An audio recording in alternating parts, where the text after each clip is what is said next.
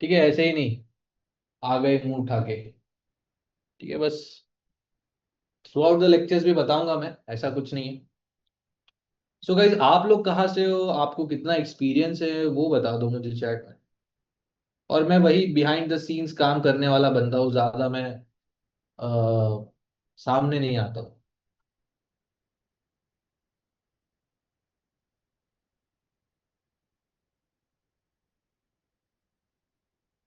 Okay. Thane Thane, okay. है यहाँ पर कोई कल्याण से? Punjab, Hyderabad, Surat, learning from YouTube fast 1 year. अरे वाह, बहुत पुराने सब्सक्राइबर हो फिर। अगर दूसरे की बात कर रहे हो तो नहीं। Delhi beginner, okay, Pune. अगर टुडे वन मोन अकाउंट, अरे बाप रे, कैसे? Bengal. Indian but currently in Africa with no experience in trading. अरे भाई, अफ्रीका में कौन सा जगह? राजकोट, पाकिस्तान, जोधपुर। स्ट्रीम देख रहा हूँ बट अभी भी अनप्रॉफिटेबल। अरे भाई, ऐसे कैसे?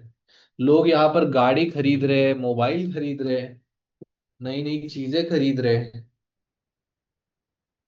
आपको मैं सही में बोलूँ ना, रोज एक बंदे का तो कुछ ना कुछ आता है कि भाई आपकी वजह से ये ले लिया, वो ले लिया।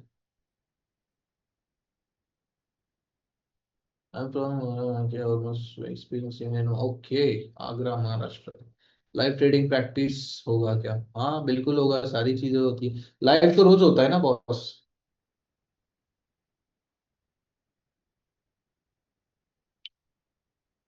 आपने बिल्कुल सही डिसीजन लिया है कि आप यहाँ पर अभी ज्वाइन हुए हो।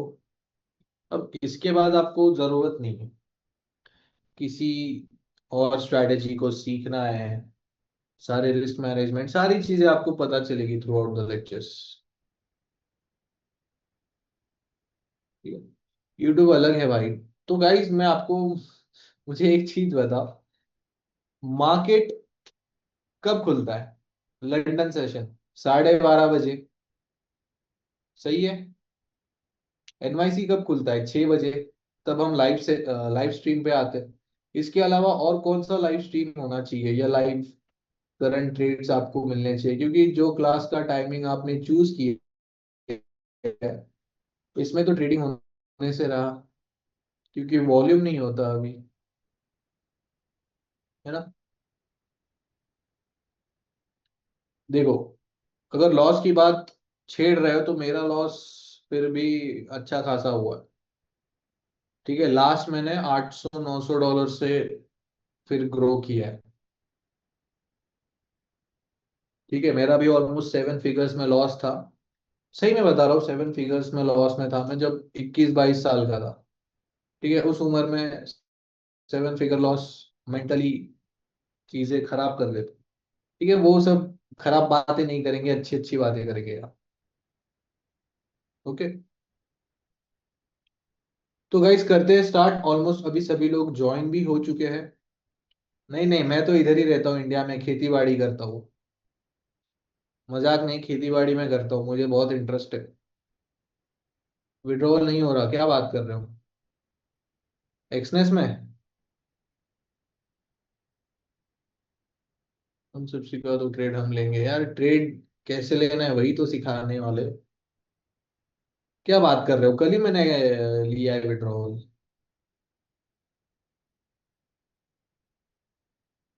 फॉर श्योर मिलेंगे, फॉर श्योर।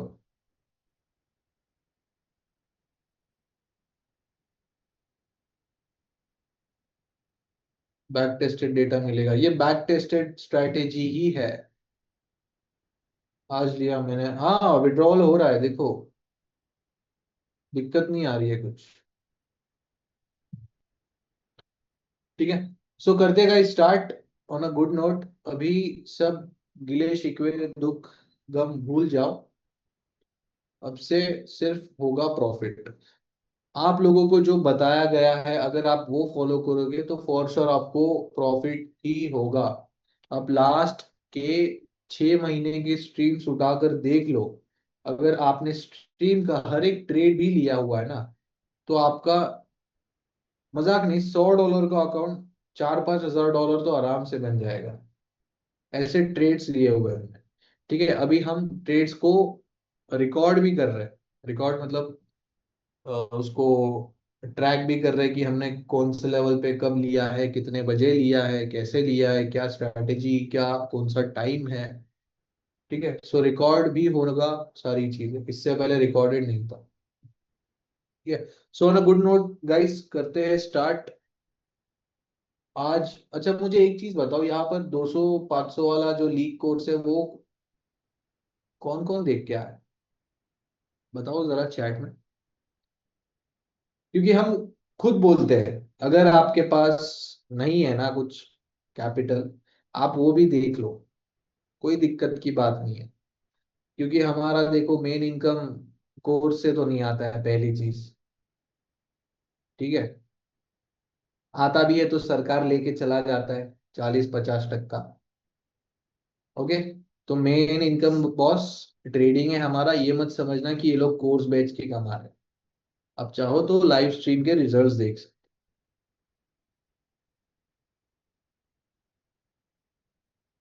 50 के से महीने में 10 के कमा पाऊंगा ना? आराम से बॉस, आराम से। महीने में क्या, आप हफ्ते में निकाल सकते हो। आपका कैपिटल क्या है सर? कैपिटल बताना मैं प्रेफर नहीं करूंगा यार।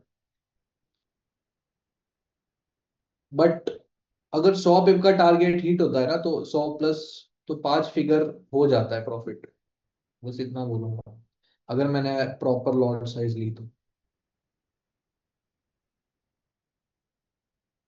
ठीक है, चलो करते हैं स्टार्ट, बातें तो होती रहेंगी। मैंने ये बंद क्यों कर दिया? ठीक है, सो गाइस आज जो हम सीखने वाले हैं, जो ऑलरेडी देख के उनको पता है मैं क्या बताने वाला हूँ, बट स्टिल जो आज हम सीखने वाले हैं वो रहेगा। स्क्रीन दिखाई दे रही है क्या? मुझे वो देखने दो। ओके, अभी आपको स्क्रीन दिखाई दे रही है। आज के टॉपिक्स में हम सीखेंगे, एकदम बेसिक से स्टार्ट कर रहे हैं, तो ये बेसिक पार्ट 2 रहेगा। बहुत से ऐसे लोग हैं जो यहाँ पर जीरो से स्टार्ट कर रहे हैं, तो एकदम बेसिक से, एकदम जीरो लेवल, ग्राउंड लेवल से स्टार्ट करेंगे। तो सबसे पहला टॉपिक रहेगा guys, types of analysis. So types of analysis में आ जाता है टेक्निकल एनालिसिस, फंडामेंटल एनालिसिस। ठीक है, ये दो टॉपिक्स देखेंगे टाइप्स ऑफ एनालिसिस में। देन उसके बाद बेसिक्स ऑफ कैंडलस्टिक। ठीक है, कैंडलस्टिक का बेसिक्स मतलब green candle, red candle, confirmation candle, candle का ओपन क्लोज, हाई लो, ये सारी चीजें देखेंगे। देन उसके बाद देखेंगे रिस्क मैनेजमेंट। ठीक है, ऑल्दो आपका स्ट्रैटेजी अभी तक नहीं हुआ है सिखा के, बट रिस्क मैनेजमेंट का थोड़ा सा गो थ्रू करेंगे, क्योंकि through out the lectures risk management के बारे में आपको बताया जाएगा, सेम कैंडल स्टिक के बारे में भी बताया जाएगा। टेक्निकल्स और फंडामेंटल्स क्या होता है वो देखते हैं सबसे पहले। सो गाइस, टेक्निकल्स मतलब किसी भी स्ट्रैटेजी का 50 to 60% पार्ट होता है। ठीक है, और फंडामेंटल्स को ऐड कर दे तो 10 to 20%। इसको ऐड ऑन कर देंगे तो मान लो 70 to 80% किसी भी परफेक्ट स्ट्रैटेजी का एक्यूरेसी निकल के आता है। ठीक है, मतलब एकदम हाई एंड प्रॉफिटेबल स्ट्रैटेजी भी रहेगी ना तो ज्यादा से ज्यादा 80% एक्यूरेसी रहती है उसकी। ऐसा क्यों? क्योंकि जो 20% है, लास्ट लेक्चर में आपने एक टर्म के बारे में सीखा होगा, मार्केट मेकर्स।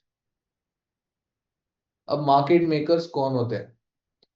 जो भी हेज फंड्स, कमर्शियल बैंक्स या इंस्टीट्यूशंस होते हैं बड़े बड़े, वो मार्केट मेकर्स के नाम से जाने जाते हैं। अब इनके पास गाइस इतनी सारी लिक्विडिटी होती है या इतना पैसा होता है कि ये लोग मार्केट को शॉर्ट टर्म के लिए मैनिपुलेट कर सकते हैं।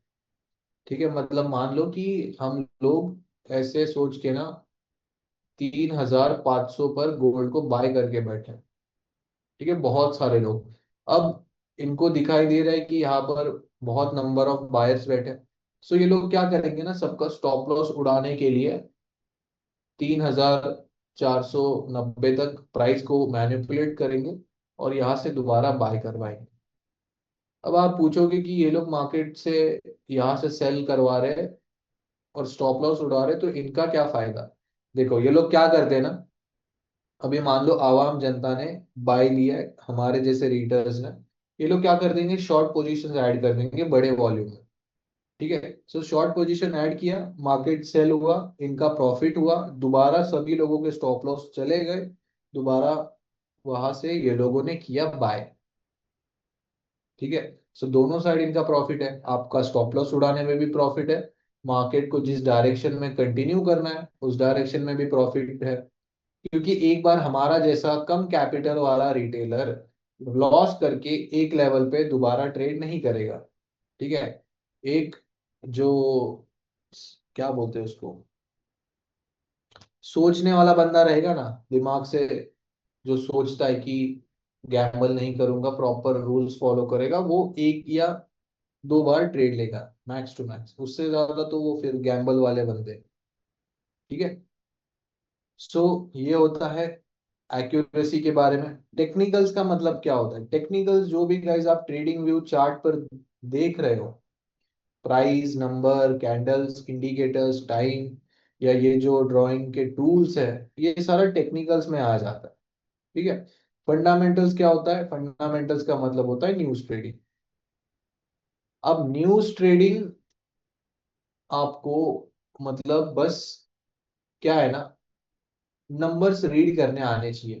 अब मैं आपको पूछूंगा कि पांच बड़ा या एक बड़ा, कोई भी बोलेगा कि भाई पांच बड़ा, तो बस इस तरीके से ही न्यूज रीड करनी होती है। आपको एक फोरकास्ट नंबर दिया जाएगा।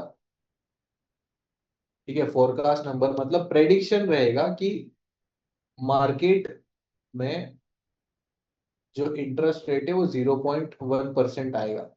तो जो एक्चुअल डेटा रिलीज होता है 6 बजे जैसे कि, और आज एफओएमसी है जहां पर इंटरेस्ट रेट्स डिस्कस किए जाएंगे, तो मान लो इंटरेस्ट रेट फोरकास्ट किया था 0.1 और 0.2 आया, तो इसका मतलब क्या, इंटरेस्ट रेट बढ़ गए। एज सिंपल एज दैट, इतना ही बस आपको आना चाहिए, हमें ज्यादा इकोनॉमिकल टर्म्स और दूसरी चीजें नहीं सीखनी। ठीक है, सिर्फ नंबर्स रीड करने आ गए, दैट्स इट। सो फंडामेंटल्स का भी आपका एक डेडिकेटेड सेशन होगा लास्ट में, स्ट्रैटेजी पूरी सिखाने के बाद, क्योंकि अभी जस्ट गो थ्रू करेंगे। सो ओवरऑल ये सारे चार टॉपिक्स हम सीखने वाले हैं। सो करते हैं स्टार्ट टेक्निकल एनालिसिस से।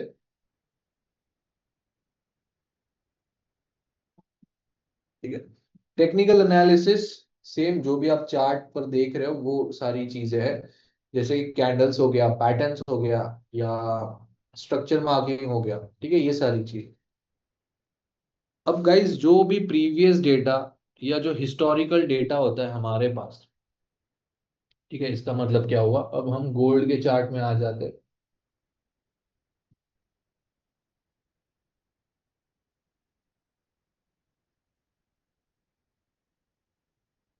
ठीक है, ये रहा गोल्ड का चार्ट।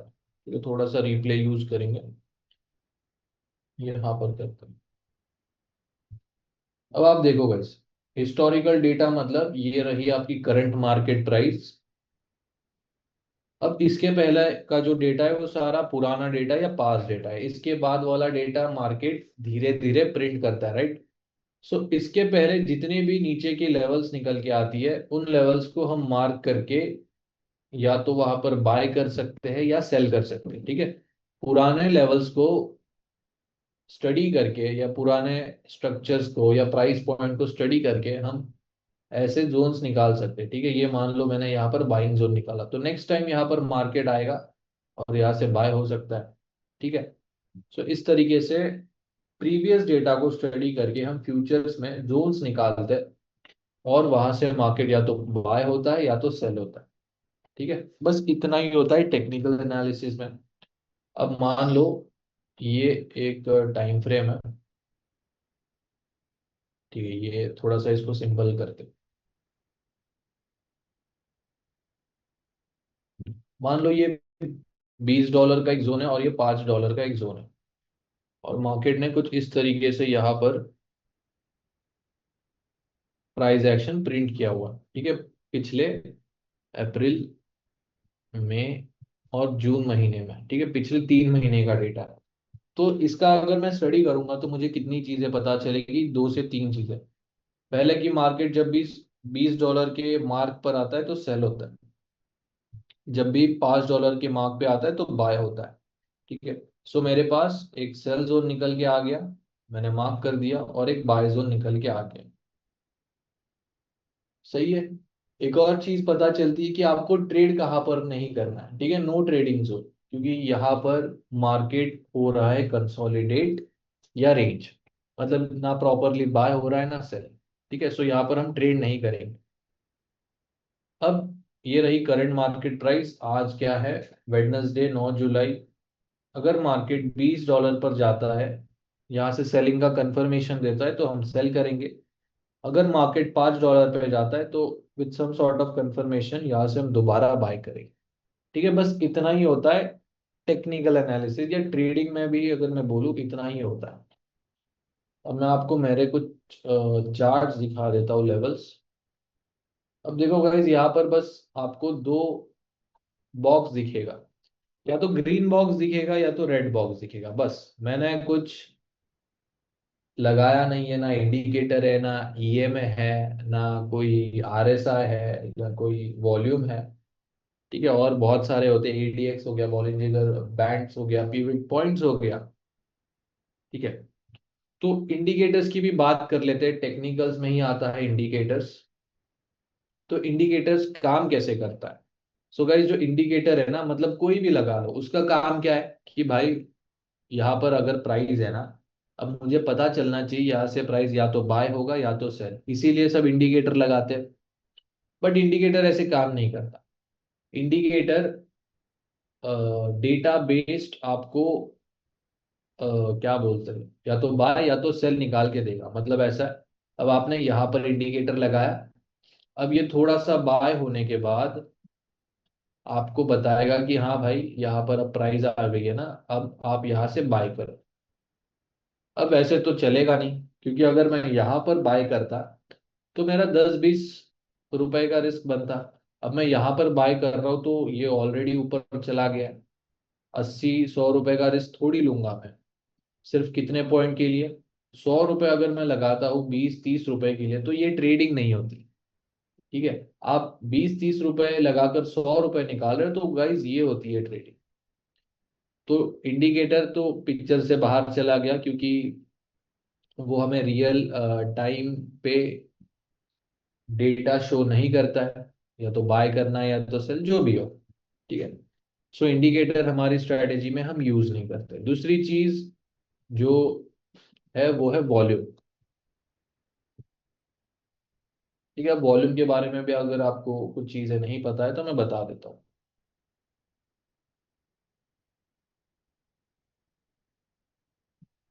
अब देखो गाइस, ये जो वॉल्यूम कैंडल्स आपको दिखाई दे रही है, देखो।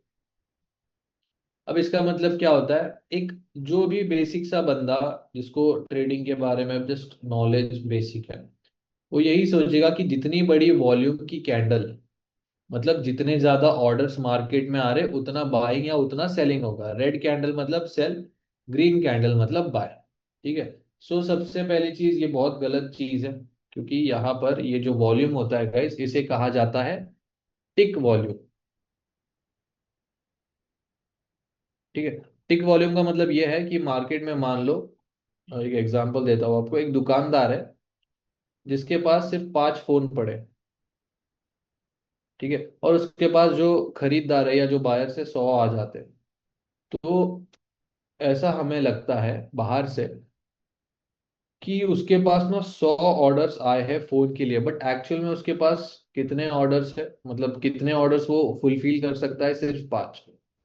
तो ये भी सेम ही है, हमें दिखाई देता है कि भाई यहाँ पर 10,000 ऑर्डर्स लगे हुए हैं या 1 लाख ऑर्डर्स लगे हुए हैं, बट उसमें से एक्चुअल में कितने ऑर्डर्स फिल हुए हैं ये नहीं पता होता हमें। अब मान लो 1 लाख में से सिर्फ 5,000 ही ऑर्डर फिल हुए। अब यहाँ पर ये 1 लाख का वॉल्यूम दिखा रहा है, बट एक्चुअल वॉल्यूम क्या होता है, जितने नंबर ऑफ ऑर्डर्स प्लेस हुए हैं उतना ही मार्केट में मूव या लिक्विडिटी या पैसा आता है, उसके हिसाब से ही मूव आएगा मार्केट में। तो कभी कभी क्या होता है कि चलो, 10,000 ऑर्डर लगे, सारे 10,000 ऑर्डर फिल हुए, तो ये सेलिंग का मूव आता है। ठीक है। अब देखो दोबारा यहाँ पर इतनी बड़ी ग्रीन कैंडल बनी है, क्या उसके हिसाब से इतना बड़ा मूव आया है? मतलब मान लो यहाँ पर 10,000 ऑर्डर्स आए और सिर्फ 4,000 ऑर्डर ही